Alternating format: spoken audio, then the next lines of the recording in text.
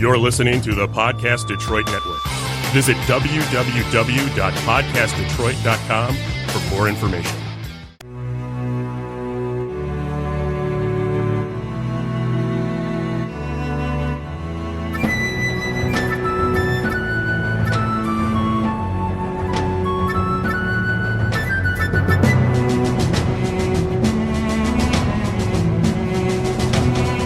Hello, friends.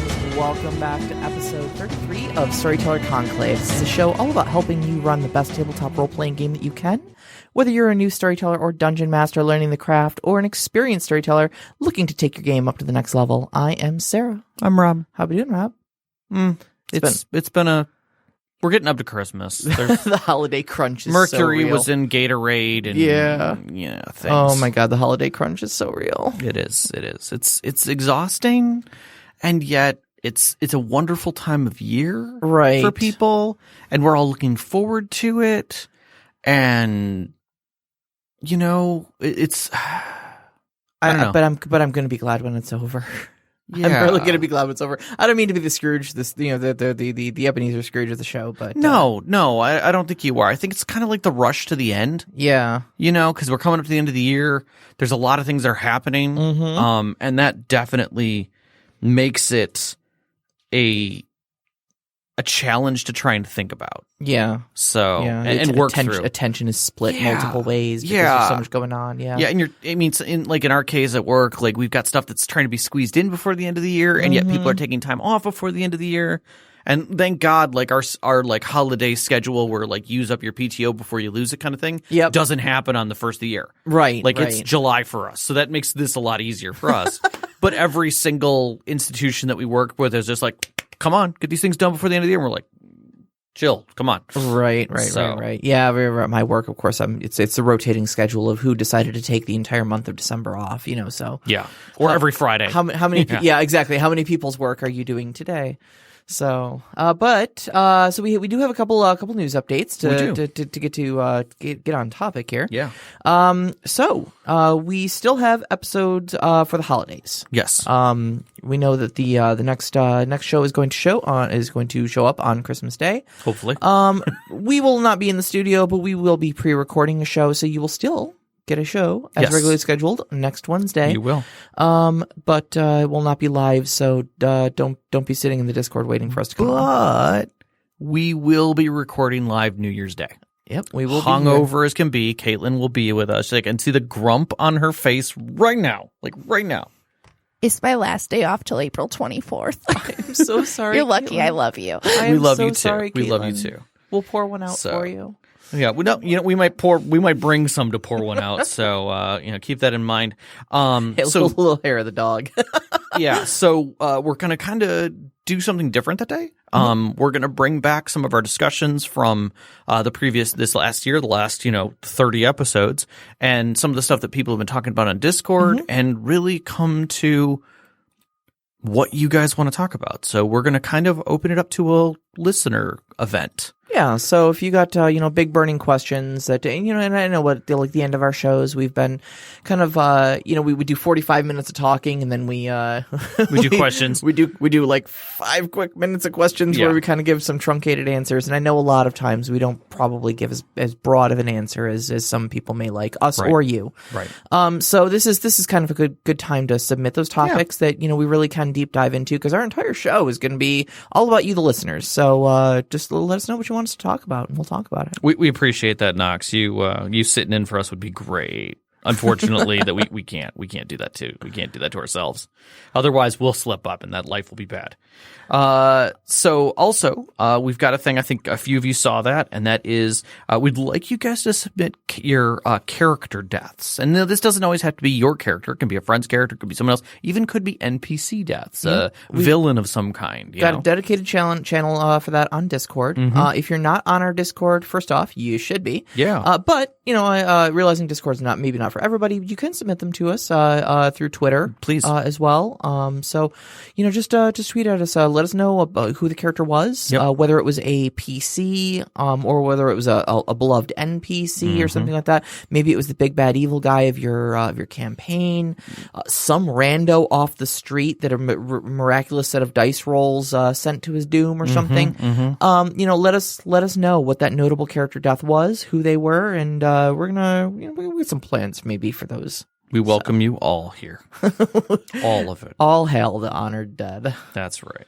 So I think that's thus concludeth announcements. So I guess we go into answering our Patreon supporters. So again, Knox has been wonderful and brought up to the contributor level, and thusly once a month he gets to submit to us a idea for a show. And so tonight he has asked us to go into a little bit of depth about a term that gets kind of thrown around, especially nowadays. Yeah, like I think it's more of a modern term. It is very much a modern term, describing kind of what we would use to call maybe like a character building day or something like that. Yeah, and I that think is the term Session 0. Right, and at the same time, some of the questions kind of reminded me more of how to run the first session, the milk run, the part that wasn't necessarily a plot. And I was like, maybe we should talk about a little bit of both of those. Yeah, absolutely. So this is it's primarily a Session 0 question was what was put to us, but we're gonna ball in a little bit of like your first game session too. So maybe like your session 1.5, 0.5. Like, Your first. How do you start a game? Pre-plot, if you will. So how do you get this thing off the ground? So session 0 is usually a pre-game session, so it doesn't have anything to do with plot. You're usually just getting together. A lot of times back in the day, we would get together because somebody had the books, or somebody had photocopied the character sheets, or somebody had the dice, or you didn't know anything about the system. And so players would get together to talk about not only like how to build a character or what the type of game was or what the system was, and maybe even discuss a little bit of the feel if that came up. And I think that's becoming more and more of a common thing of like, hey, I want to play a game in this, and who's running it? Okay, well, can it be more of an intrigue game? And now that's starting to become, I think, a little more common. People wanting to put in their input on what they want the game to be, the pitch, if you will. Yeah, absolutely. And I don't. Again, I think this is kind of more of a modern thing you're seeing, also because as gaming has kind of evolved and kind of come out of the the basement dwelling first edition D&D sort of groups where there was really only one way to play the game, and that was as a dungeon crawl. You didn't really have a lot of people running intrigue games and stuff like that. Well, not only that, but there's a lot of people, and I spoke with somebody very dear who was talking about their first role-playing experience, and I was listening to it intently, and I realized their first role-playing experience was Who's the Werewolf? It was a table game that was role-playing. Yeah. And it is very much that. And yet that is not my first thought of role-play, because my first thought of role-play is dice, books, and imagination. But that is just as equally role-playing. Yep. You are taking the role of a character in that play. Yeah.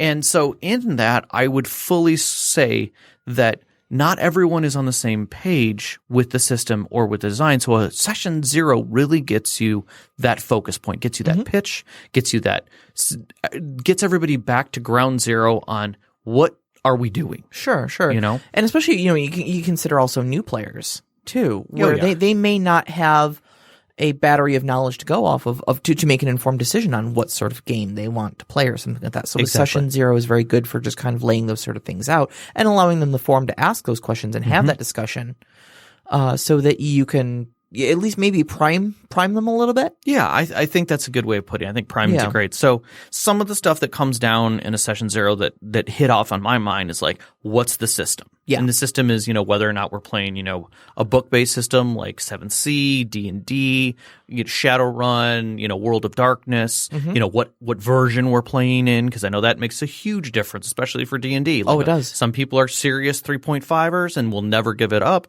Other people are just like, are we going back to 2nd edition, Right. Do I have to learn this THAC0 thing, Oh, God, how dare you utter that word. Hey, everybody learns math at their own speed. Technolich is at home right now cheering. He's like fist pumping vigorously. I am sure. But, and then like, how often? The simple logistics. Where are we playing? Is it going to be here? Which, are we going to play at people's houses? Are we going to be playing at another location? How often? Once a month, once a week, every Friday, twice Friday, Mm-hmm. What are we going to need? Yeah. To proceed with this game? I mean, who has the books? Like you mentioned earlier, usually this was the person who had the books. It's true. It's true. Sometimes it still is. So, I mean, do other people need books? Do they need miniatures? Yeah. Are we, what are we going to need to bring to the table here? And I think another thing that's not even usually even discussed, but is definitely becoming prevalent is there a cost? Yeah. I mean, DMs are now charging. Sure. It's really weird to say that, but it's true. Well, hell, even in our group, we had a brief discussion about some sort of a dues system, but on a voluntary basis to just and it would always contribute into the game. Yeah. Because I was getting inundated with Sour Patch Kids, which, don't get me wrong, I love Sour Patch Kids, but there's only so many a girl can eat, so. That isn't true. There's only so many you should eat. Okay, that is fair. I mean, overindulging in something is obsession. Right, and right. obsession is bad, but it doesn't mean you don't indulge daily. That's fair. We all have our morning rituals that we wake up and do. Mm-hmm. I have my cup of tea, my emails, my little bit of writing. It's a wonderful morning. And just like you, when we come to game, we present the DM bribes. And I wanted to talk about the DM bribe. Yes. Yes. Like, is that a thing? And sometimes that's usually just between the players, but. Right. But no, I mean, it's an important thing to know because, I mean, especially as, technology, moves forward and things like miniatures and stuff like that start kind of making, a lot more prominence, I think. As we're able to get things like Hero Forge minis and oh god, that has made life so much easier. Dwarven Forge. That's Dwarven Forge. Dwarven Forge. I was searching for. Getting a good healthy selection of Dwarven Forge together to for terrain, even building your own terrain. This comes with a price tag, and it's great. I love contributing these things for a hobby, but at the same time, I mean, it does. It's a little bit of an expenditure for me, And then some of the other things that I would say that kind of sit just beyond that is, are there limits? Are there boundaries being set? Oh, absolutely. Do we have an X card? Mm-hmm. And if you guys remember when in previous episodes we talked about this, this is the card that gets set that that's on the table that someone flips that basically says, this is off topic for me. We need to stop this. This is I'm Xing this out, and no one says anything. Mm-hmm. It is just killed at that moment in time. Everybody takes a moment. The scene is reset. If you continue on, out of character talk needs to happen, then it happens right there. There was also that sort of questionnaire going around a little while ago too, with the sort of limits and triggers sort of thing, where you can say spiders. I am severely arachnophobic. Spiders are not an option as a monster because if you put a mini on there, my brain will regard it as real and I will freak out. And it's knowing those players, but being able to have that communication, being able to allow that to happen. I mean, I've seen people do that. The sheet. Where they go through and they just basically hit their check boxes and say, okay, I'm running this game. Here's my pitch. It may not talk about the feel, but then they can hand those sheets out and say, is there any of this that concerns you? And the people can do their little list, hand them back, and they go, okay, I now know it's off the table. Yep. And if there needs to be a discussion about it, they can. Sure. It's great to do that during a session zero because it sets it from the very beginning so you don't have to find these landmines out in play. Let's see here. So we discussed the system, the location, the frequency, and then of course there's the whole tone of the campaign. Right. Are we playing a serious game? Are we playing a fun game where we can just kind of be murder hobos and stuff like that? Is this going to be a episodic game where we can kind of drop in, drop out as needed? I think that's huge. Is this going to be a long strung together campaign that we expect to go on for a while? And is everybody going to be able to make those requirements? Yeah, absolutely. I was actually watching something earlier today by Brennan St. James, I want to say his name is. He's from College Humor. He runs Dimension 20. Okay. And he was talking about So somebody had asked him, as a listener submitted a question of like, how do you know how long a campaign is going to run or something like that? And he was like, I don't think you really do. He says, I've been running a campaign for 10 years and I didn't write it as a 10-year campaign. I didn't sit down and say, this is going to go on for 10 years. We just played for a while and then we decided to continue. It was just a buy-in for us. So, but it's good at least to have the kind of discussion of like, is this a quick little, is this a jog to the corner store for us? Or is this is this going to go on for a while? Do we expect it to be, a couple years or are we just doing a dungeon crawl or two and then, hey, if we have fun, we'll maybe keep doing it. Just very good little things to kind of talk about there. The last thing though, and this is one of those things that like actually I've kind of come to learn about in recent days, is there are systems like Fate, like the Dresden Files. I know Dungeon World and Urban Shadows. They're based on the same system, Fate Urban Shadows and Dungeon World. Yeah. Where actually creating the setting is a group activity. Yes. And you decide, what aspects will the setting have? You build the whole map in the case of Urban Shadows. Yeah, and even in certain systems here, the setting itself has aspects or attributes that can come into play. Specifically like in the Dresden Files, which is based off the Fate system, you make your city. It's almost like a living character in and of itself, and so you can do things like, okay, well, it's a cold, dark world is maybe an aspect that it has, and you can call upon that if it's appropriate in the story. You can be like, well, but we're in Chicago, and Chicago is in a cold, dark world, so I can compel that aspect. And now suddenly it's almost like a character in the scene. So, but those are all collectively decided upon by the group as a whole. You're going to sit down and you're going to discuss what you want that setting to be like, and in that you're going to have that group discussion about it. Almost sets the tone for the campaign because it is the setting. If you're playing a game that's in a quote unquote cold, dark world, well, you're probably not going to get a lot of happy endings out of that. Right. But No. you've all sat down and you've decided that, so you collectively set the tone for the campaign. Right. Mm-hmm. And I think all of that sits within that scope of a session 0. It may not be just one. You may need to have multiple. I remember a couple of times where I was either playing D&D or Palladium, for God's sake, and we'd have a session 0 and maybe a second one to try and get all the characters worked out while the storyteller, because the storyteller may not have a full session ready to go, even. Full 8-hour workday to make Palladium characters. So true. So many cross-reference books. And then I'm just going to say it. Paranoia is the only game where session 0 is the game. Yeah. It is its own game. Yeah. Arguably, there was a game that came out, and I don't know how serious this game was supposed to be. Probably not. But it's called Hole, Human Occupied Landfill. Have you ever heard of it? I have. Yes. I have.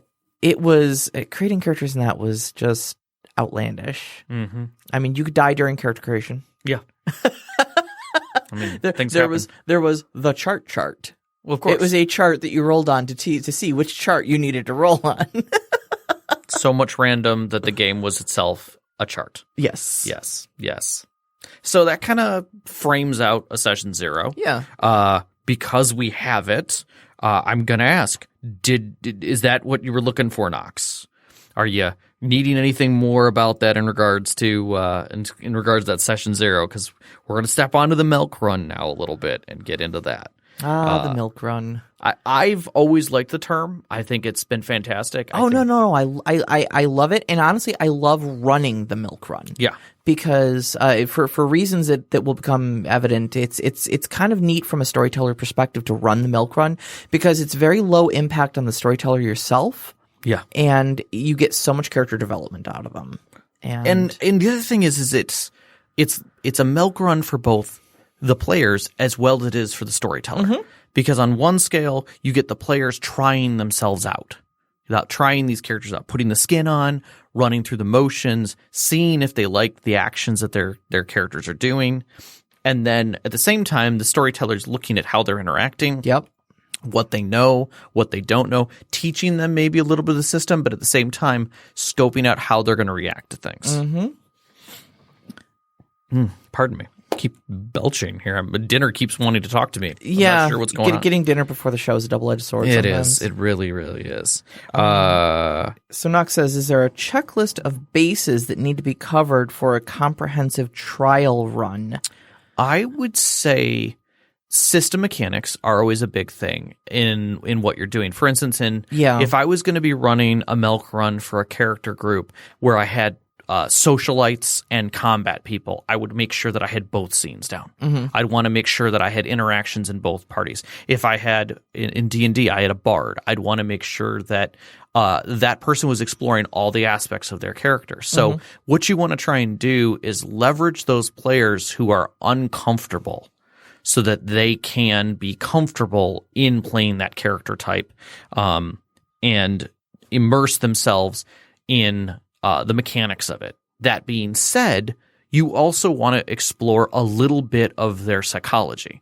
I think D&D does a good job of this because you'll have their backgrounds in front of you. And that for players who don't have a lot of scope in role-playing, that background gives them a gimme of how to frame themselves. And it lets them learn who they are a little bit. Because most players, first off, are going to play themselves. They're going to just sit with that mind frame of this is just me. Sure. Whereas as you get farther along, you played multiple characters, you might have an idea for a concept. Now the storyteller can help kind of poke at that by setting you in a scene and giving you leave to run with that character and see what they're going to do. Yeah. All right, so let's back up just a little bit because I think we're trying to bridge the gap here, just waiting for make sure that Knox had his question answered, and I don't think we broached the topic of what a milk run even is. It's going to the store and getting milk and coming back. That is the quintessential form of the formula. All right. But what does that mean in role-playing terms? In role-playing terms, it is a simple, straightforward plot run. I am going to do plot X and return. It could be I'm going to get Timmy out of the well, or I'm going to go and save the little girl from the goblins in the cave, or I am going to go to this town and get the mail and return. I'm going to travel to this nearby dungeon and collect 3 MacGuffins for the Mages Guild. Exactly. Yep. So it's usually a collection, whether it's a person or a thing that you're doing and returning. There is usually very little twist in it, if any. Those twists are usually designed not to necessarily mess with the plot, but to mess with the players directly. For instance, a good one for Shadowrun. Your job is to go to this facility, break in, steal this data, return to me. Yep. Simple as that. Simple this is not a hard thing to do. This is easy. I'm going to give you all the door access codes, so you'll be able to break right in, get the code. The guy will literally step out of your way because I've already paid him, and he will give you the data set and you will return it to me. That's it. Simple as that. Yep. And the problem comes in that you might throw in a go gang, a biker gang that sees you as an easy mark along the way. Or the guard that he paid off may have said, you know what, I got my money, I don't even need to be involved in this, and skipped town. And now there is a guard that hasn't been paid off working his shift instead. Exactly. It's subtle things like that. Things that will trip up, but not that don't hamper the plot. Exactly. So why do we run milk runs? Because they're something. The short answer is because the GM doesn't have a story ready. Okay, but what if he does, though? What do they do? To get to know the players. Yes. Whether it's, I should say both, players and characters, getting to know them. Yes. Getting to know that balance. And then that's from an in-character and out-of-character perspective, too. So basically, it's so that everybody can learn each other. Yes. Okay, because first off, in character, you've got a brand new group of people that are presumably together.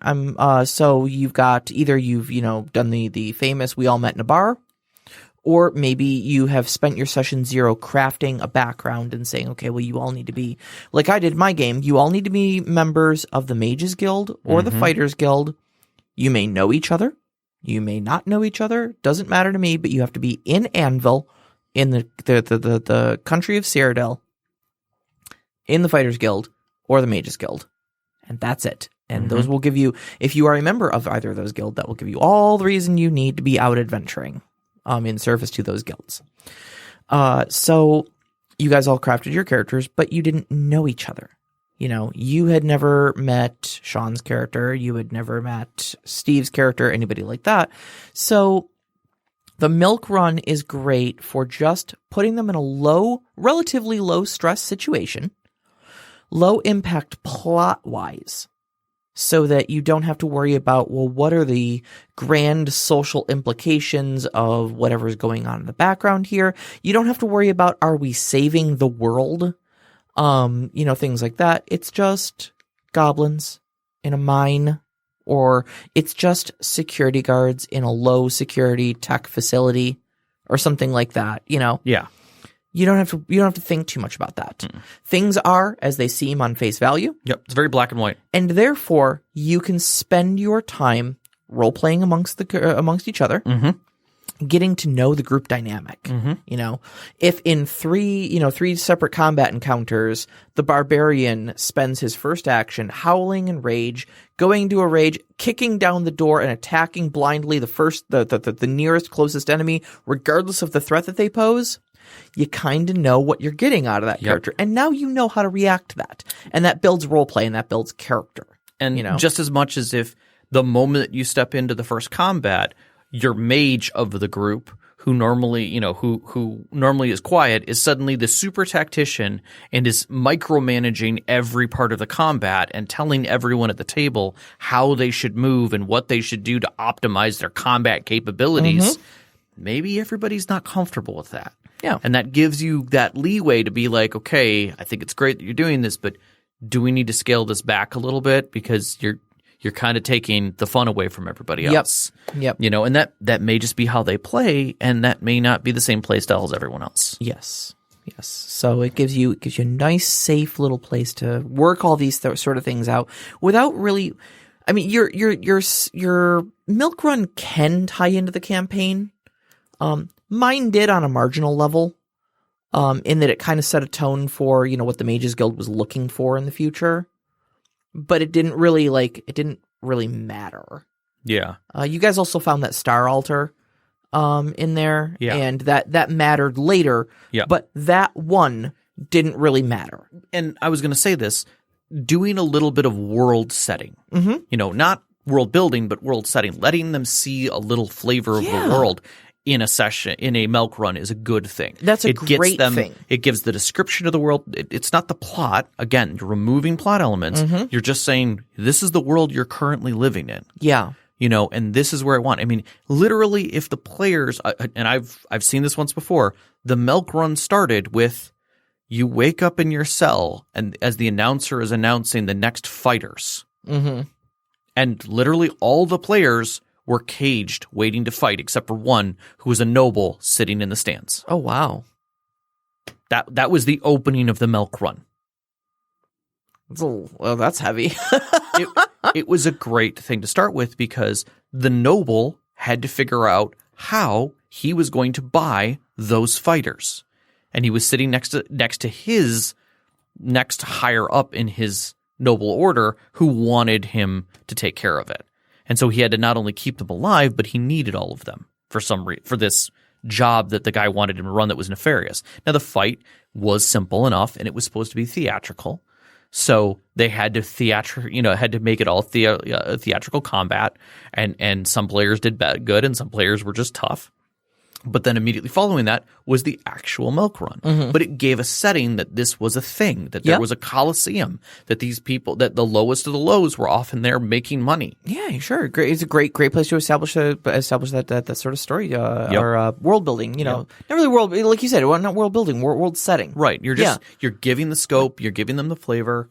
But this is a place where these things happen. Yep. Now, Knox asked a neat question that kind of went into this, and that was, do you ever bring a ringer to the milk run to help them with the system and through session 0 and the thing.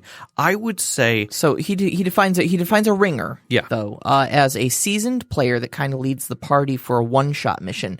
So while they still have a goal, they can focus more on learning how it's done than stumbling trying to lead. Relics and Rarities had Matthew Lillard be an expert on the party that the party had to meet with their first mission. He kind of guided them through the story so that they could build their own dynamic for the campaign, which I think that's a really interesting thing. I know in the initial home games for like Critical Role, Taliesin Jaffe was very much that role where he was the experienced role player and everybody else was just kind of fools who hadn't played since once or twice in high school, you know? Right. I think it's a good idea. I think it's always a good idea to have someone other than the storyteller know the system.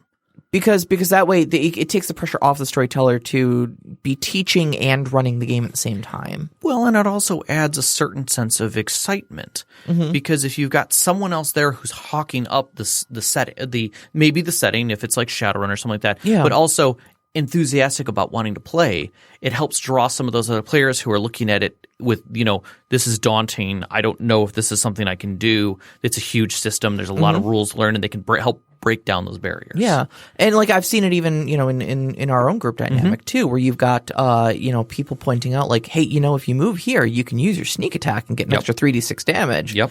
Really? I can? Like, yeah, man. And then they roll that crit and everybody's happy and, And that excitement gets extended to the other players as well as bringing ringer role players in who may not know the system but have been literally role-playing multiple systems. That's an excellent point. To give flavor so that players who are used to just dicing it up suddenly start coming out of their shells and doing more role-playing. Well, not only players who are used to just dicing it up, but your newer players who are timid role players. Oh, yeah. Who like they want to role play, but at the same time they feel a little self-conscious about putting on an accent or, getting excited about emotions that they themselves as a person aren't really RP feeling. shy. Yeah, they're RP shy, And we've all been there, especially as beginner role players. You don't want to just, jump into a character and just be super extra in front of all of your friends.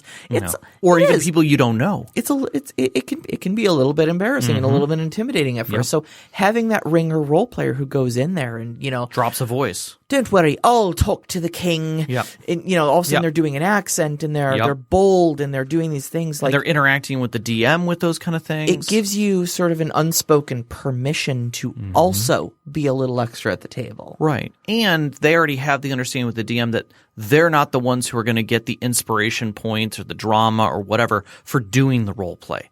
They're already there for the table for that. They're there helping other people. And the storyteller may give them kudos for helping other people get into that as a thing. But they understand that they're there because they're here to want to be part of that story and they're there to help.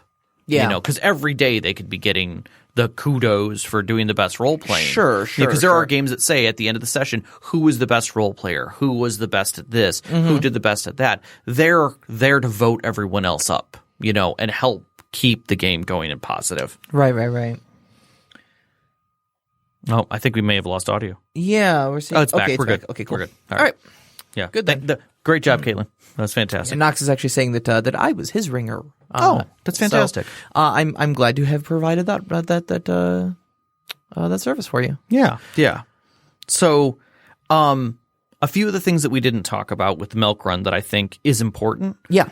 Is that whether they're listed or not based on the system, because sometimes it's directly listed, bonds between the characters. Oh, yeah. What is really keeping them together? I mean, Shadowrun does it deliberately. Everybody's in it for the money. Right. Right. The milk run's there for the money, but it doesn't give them a reason to mesh together as a group. And sometimes this gives you that little edge. Yeah. It also in larger camps like Critical Role does it really well in that almost the moment that they sit down and start their first session together, they're already creating histories. Yes. That had nothing to do with their characters, like, oh yeah, I know where you're from and your family's from. We bumped into a bar and nearly got into a brawl.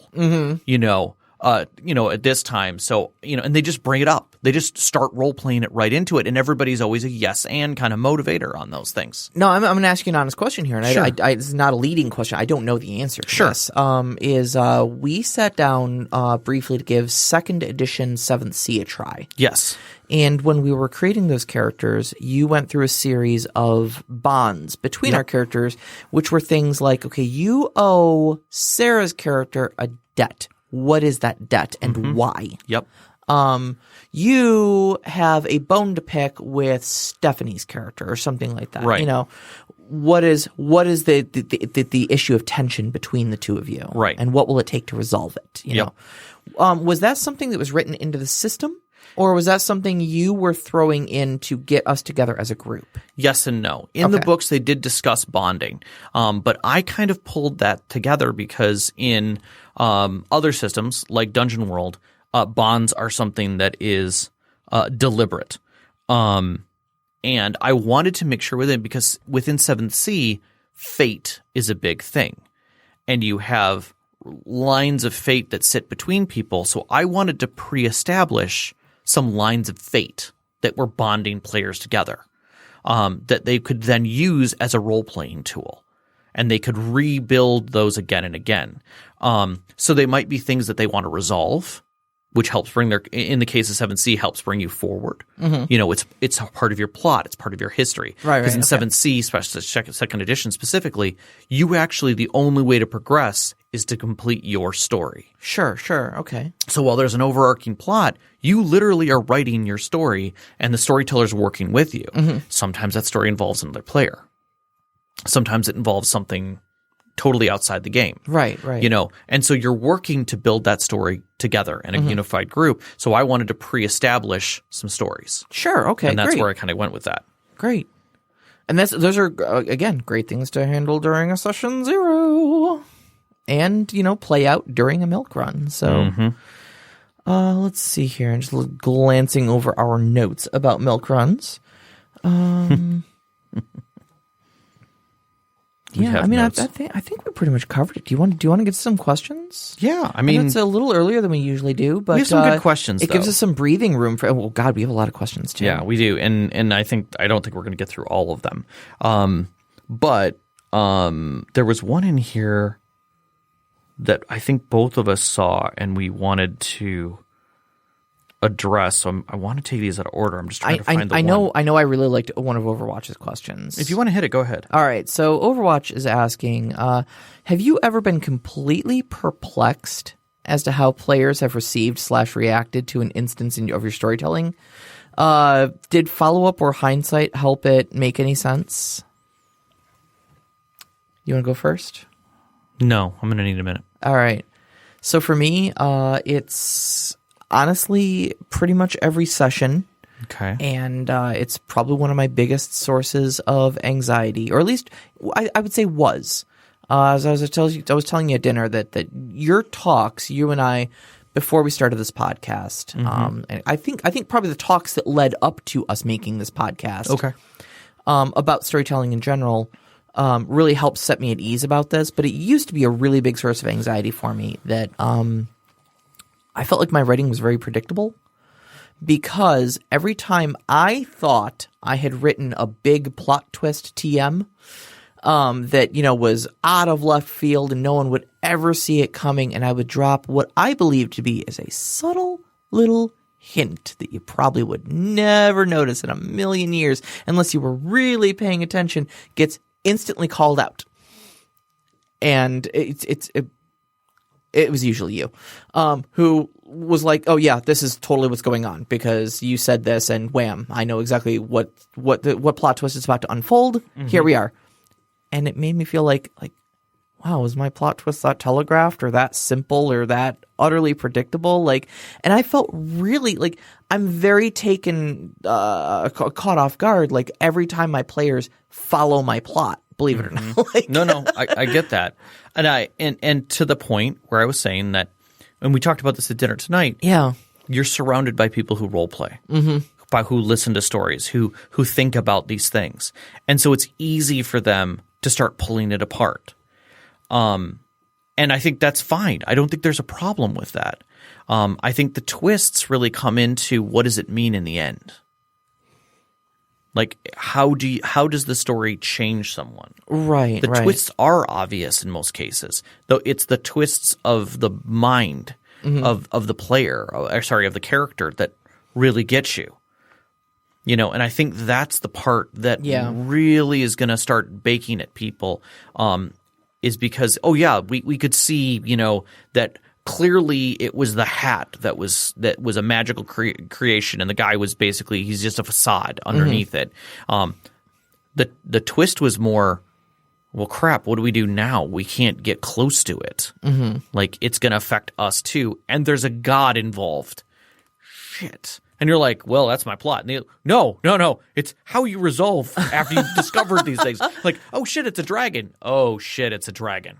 Like, yeah. Well, the two things that I to follow it up that I had to kind of come to terms with, and that I think I'm coming to terms with, is what you said to me about it was my specialty.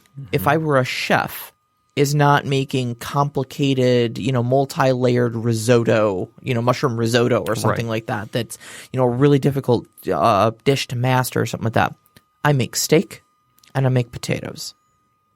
And everybody knows what steak and potatoes is. Like, it's a slab of beef and it is a, tuber, Yeah.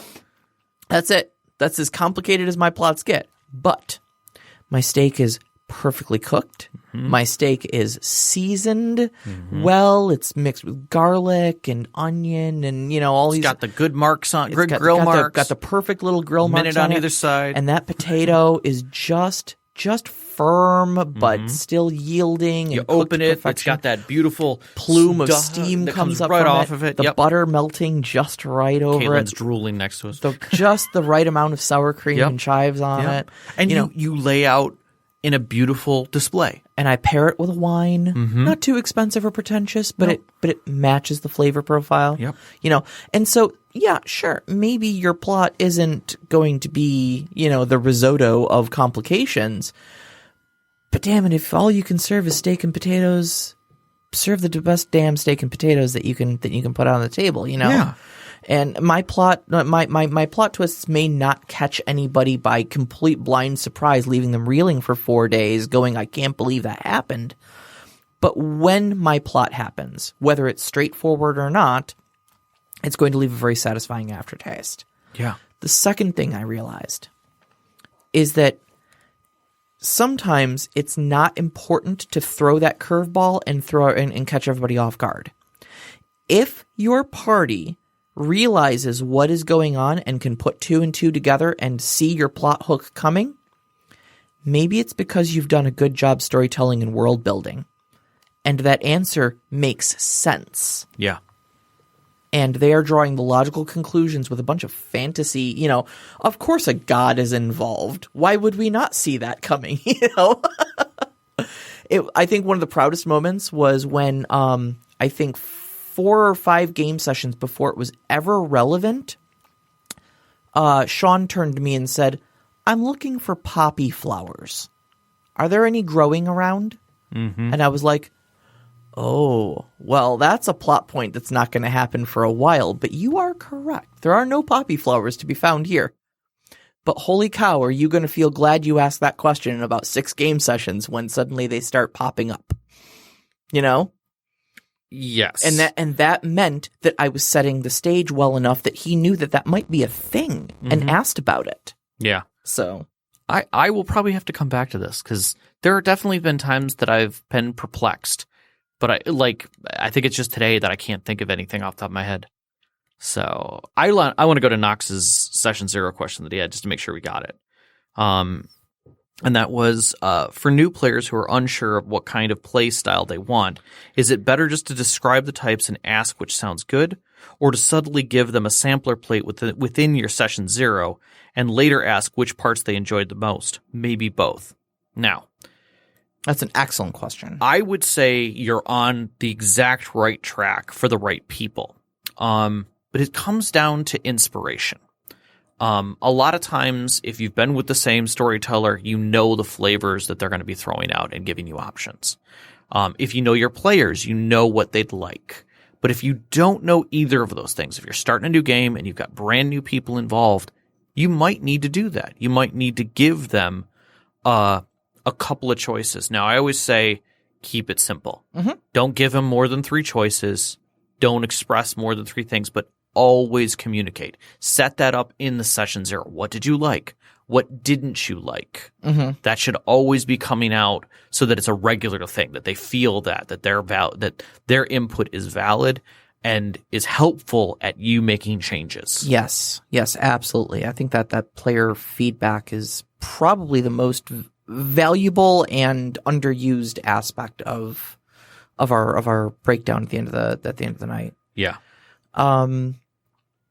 To your question, I would say if it were me, I would subtly give them a sampler plate in the session 0. You know, I might, you know, just freehand a scene off the top of my head and just be like, does that sound appealing to you? Right. You know, would you like to be part of that scene? Right. Or, you know, have you read over the combat rules? Are there anything in your, you know, your character sheet? Like if we're playing 5th edition, you know, are you excited to just, you know, are you playing a rogue and you want to just mash sneak attack as many times as you possibly can in a combat encounter? Right. Okay. You know, maybe you're into more of a hack and slash thing. You know, That's you present a room full of bad guys and the whole group stealthily goes around them.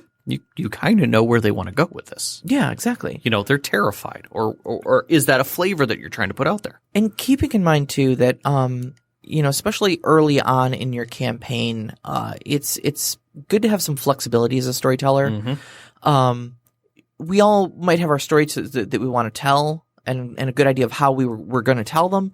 But if it turns out 3 or 4 sessions in that the feedback you're getting is there's not enough combat in my game, you know, start making some edits. Yeah. You know, start throwing more combat encounters in there. Make your social situations a little more straightforward and a little less, you know, intertwined into, you know, deep subcultures of everything that they're going to need to spend whole game sessions doing history checks to figure out.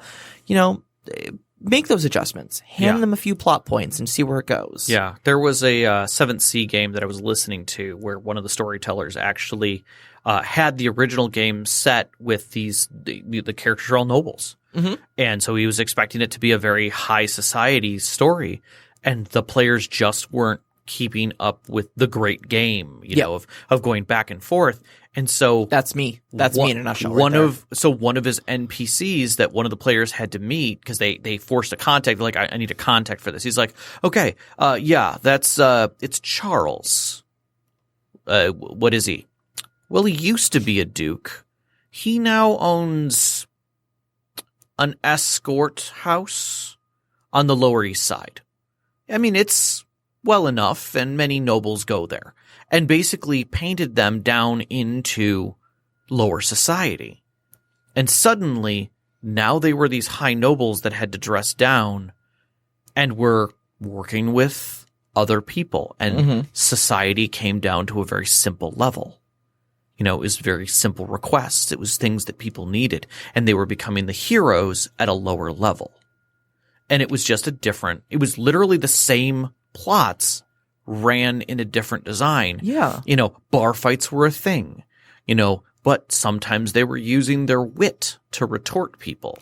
You know, and things like that. So that successes meant that they would be able to eloquently use dance moves to get away from somebody, you know, because they weren't expecting it. And they were still nobles, so if they ever did want to go kind of back and try the game again, or needed to, you could step right back up to your station, and right back in. Yeah, and it was neat that he did that for these players so that they could feel out how and who they were. Yeah. And it was a nice change. It was a nice thing to listen to. That's great. I like that a lot. Yeah. Yeah. And then there was the bar fight that happened between 2 players and 2 goblins where they used cutting words and what's the other one? The retort.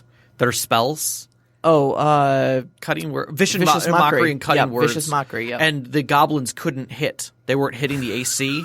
So the combat basically ended with one of the goblins holding the other goblin and walking him out the door crying. Oh no! Yep. Oh, Yep. poor Insult little fight. green babies. Yep. No. Insult fight. Yep. No. Yep. So, all right. Let's hit another one of these. Let's see. I want to address Technolich's one Technolich's question. Go for it. Oh God, I don't know which one I want to answer because I've got answers for both. I think. So the first one. What does one do with NPCs after they have fulfilled their plot arc? Is it better to burn out or to fade away? Ooh. I will say in 7C they get reused. Yeah, I was constantly. I was going to say neither. Yeah. Why are you burning out or fading away once your plot arc is fulfilled? You exist as a PC. You exist in a world.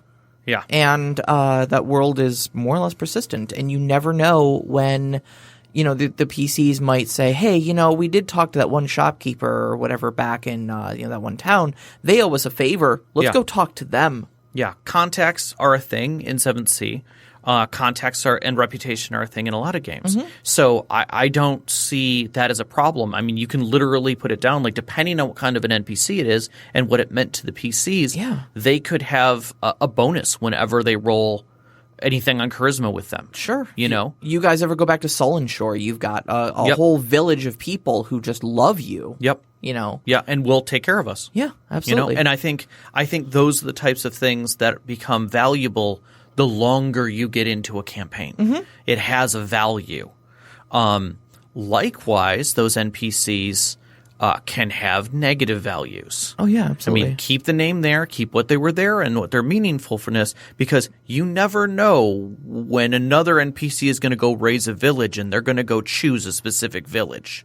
Oh, and not only that, but like even stepping down from the whole this guy just became your next big bad evil guy thing, but when you're piecing together plots and you're like, hey, I want to add some sort of a complication into this plot. I want to, they're going to, infiltrate the manor under the guise of servants so that they can gather information. But I want to throw a complication in there where, maybe like, oh, hold on a second. They totally pissed that one NPC off. What if that's the new master of servants? Right. What if that's the new maitre d' for the manor house? Or otherwise, they make contact with somebody. They take care of them, hopefully ushering them out of their lives. Maybe they were annoying. Maybe it was a problem. They go to a party. They're trying to blend in and not be recognized so they can, take care of someone who's there or steal something, and this person comes in as, hey guys, it's so great to see you. Oh my God, I haven't seen you we should since totally we sit had down that and drink. adventure. And exactly, now they have something they have to get around. Yep. So I think that's definitely a direction to take that. Yeah. So the short answer to your question is neither burn out nor fade away. You put them in the toolbox and use them later. That's right. Make a list. And bring them back in another story. If you've got the same world. I do that all the time. All right. We've got probably room for what? One more? Yeah. We have not answered one from Draven yet, so let's grab that one. Okay. What is something players do at your table that drives you absolutely crazy? Oh, it's a two-part question. It drives you absolutely crazy. We'll start with that. I would say the two things. There's a couple things that drive me crazy at my table. It's when players get bored and don't listen. Yeah. Like they just they give up on listening to the story because it's not involving them directly in that scene. Maybe I agree. And end up doing something else, like playing on their phones or on a tablet, or worse yet, pulling someone else into their boredom. 300%. That is also my answer. I think we can move on to the second half of the question. Sure. What is one thing you would like to receive to make your games better if there were no limitations on funds and free time is not an option? Jesus. I know exactly what my answer is. Go for it. I would like a complete set of Hero Forges, or not of Dwarven Forge terrain. Honestly, like the complete set, because honestly, It's beautiful. I'm a big miniatures person. I'm a very visual person. I think it really adds to combat scenes a lot when you can look down and you can see it. Yeah. And because it takes pressure off of your mind's eye, And now you can imagine yourself in the scene rather than having to imagine yourself in the scene and the scene itself. Right. And it solves all those mind's eye problems of like, okay, well, I'm going to swing at the skeleton that's attacking Rob. Well, yeah, but that skeleton is like 30 feet away from you. Oh, I thought he was right next to me. Yeah. You know, now I have to spend a move to get there. Now I can't do my full attack action or whatever. Right. You know, it solves all these complications. You can literally look and see Rob, see the skeleton, see the 30 feet between you. Mm-hmm. You know, yeah. So for me, if money was not an object, it would save me so much time and so much energy to just have a full set of Dwarven Forge terrain. I would say, for me, it would be finishing my game space in the basement with the table that I'd like to have there, because I've been wanting a dedicated gaming space pretty much since I moved in the house, and it's been a slow, long, arduous journey to get the things that we needed set up in the house, and I would love to have that space so that I can set things up and I can have a space that everybody wants to come down to game in. Versus setting up for game, which, you know, is a thing, and it's what it is. But I would love that dedicated space. That would mean, I think that would make it for me. That's living the dream. Yeah. Have you seen Joe Manganiello's Gary Gygax's Memorial Man Cave D&D? I have not. Oh, it's spectacular. I'm sure it is. It's based on spectacular. sound alone. Yeah. Okay. I mean, when you're Joe Manganiello, God, I can never pronounce this guy's name. You're fine. You know, married to Sofia Vergara. Yeah, you know, yeah, I mean, yeah. it's, you know, You're doing fine. you're doing okay. Yeah, But at the same time, you're entertaining for a certain crowd. you are, and his play space is Impressive. That is fantastic. That is fantastic. Okay. I think we got maybe one more one if it's quick. Well, Kate has given us the 5-minute warning. Yeah. Let's see here. I'm going to hit Technolich's other one. Okay, do it. And that is, what are some good ways to inform players of laws of a new territory that is being explored? I know Storyteller Rob had mentioned Justicars before, but other than a welcome wagon, what are some good ways to announce laws without throwing the party in jail for wearing leather on the holy day, for example? I personally think that your first move should not be throw them in jail. Yeah. I think there are social cues that you're going to be following from other people. Mm-hmm. You may have perception checks so that they may notice that something is different societally. You know, everybody seems to be wearing these brooches. Everybody seems to be addressing, you know, other people with certain salutations or something like that. I think I think it also has to deal with, do your players live in this world? Or did they just show up? Right. Is it important that they don't know? Because I think if that becomes a plot point that they don't know, then discussing the laws are an important thing. Mm-hmm. But I think if it's not that important and you're just trying to, I don't know, gotcha them with a law, that seems very fishy. Like 7th Sea, dueling is against the law pretty much everywhere. Sure. To the death and murder is against the law. Mm-hmm. Players say that, you know, go and attack people all the time in combat and stuff like that, but you're never killing. You're disabling, and that's just assumed. When a player actually does murder, it means something. Uh-huh. And that sometimes isn't always addressed properly, and that's when it can be a gotcha. Like, you did something serious, and the other players know it. Mm-hmm. You know, and now you got blood on your hands. So I think I would say it only becomes important when it's plot relevant to the situation, I would say. Other than that, I think it's flavor and setting. Yeah, I think it's flavor and setting. I would do unless it's a gotcha. I would opt towards one of two things if you're doing this whole, you know, strange laws in a new land thing. Mm-hmm. If they're very strange, the kingdom is probably aware that the other place that the other territory that they border on does not follow these same laws. Right. It may be posted at the border. Right. You may have border checkpoints that say, look, beyond this point, this is illegal. Yeah. You know, crossing to this territory, you understand that, you know, you have read and agreed to this sort of user license agreement sort of thing. No sword, no bows, leave your weapons here. Yeah. You know? There may even be guards there enforcing it. Yeah. Of just like, you know, there would be.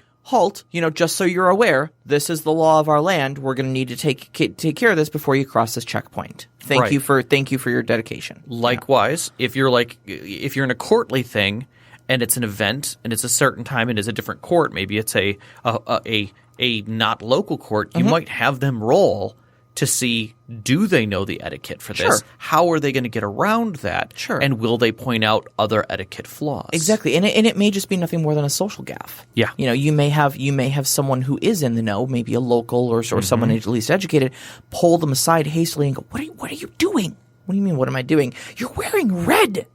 Yeah. Oh, okay. Is that only nobles wear red? Exactly. Here, put this on. Put this on. Yeah.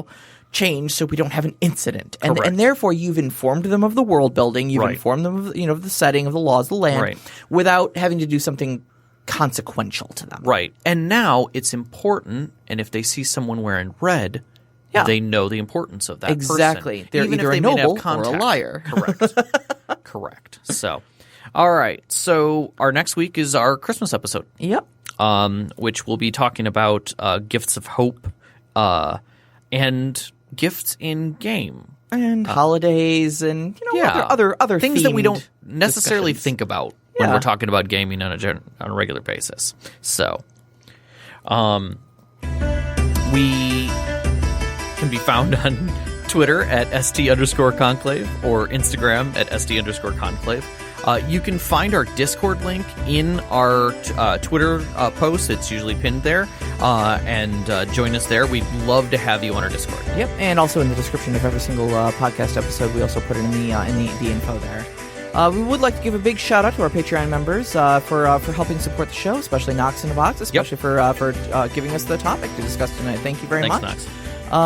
Intro music is Beyond the Warriors by Geefrog. You can find that on geefrogmusic.weebly.com. You can also find our outro music, Only Our Footprints in the Sand by Midair Machine. That's at soundcloud.com/midairmachine. We record here at Podcast Detroit. That's podcastdetroit.com. That can be found on Twitter at Podcast Detroit. Our engineer tonight is Caitlin, and we are so glad to have her. And we'd like to thank our families. Sean, Vicky, thank you so much. And all of our friends who make this possible. And all of our listeners. We love you all. Thank you, and good night. Good night.